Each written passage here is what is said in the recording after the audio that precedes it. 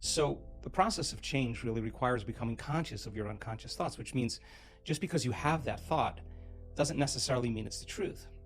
If you have that thought and you accept it, you believe it, you surrender to it without analyzing it, that thought will lead to the same choice, which will lead to the same behavior, which will create the same experience, which then will produce the same emotion. The same emotions then drive our very same thoughts.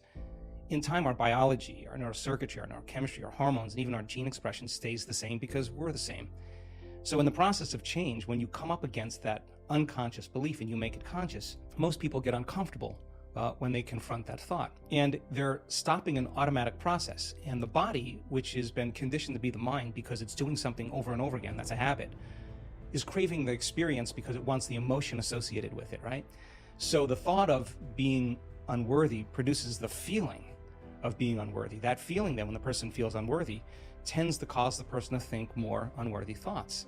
It only takes a thought and a feeling, an image of yourself and an emotion, a stimulus and response, and you can condition the body to memorize that behavior and that emotional state better than the conscious mind. So the moment we inhibit that thought, or the moment we become conscious of it and we no longer accept it, there's a biological craving that takes place in the body because the body has been conditioned to be the mind. So the body starts influencing the mind to think more corresponding thoughts equal to that feeling. So here comes the assault.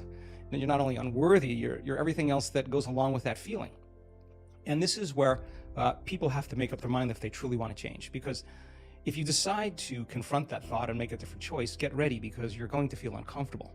It's going to feel unfamiliar. And there's going to be some uncertainty because you're stepping out of familiar territory.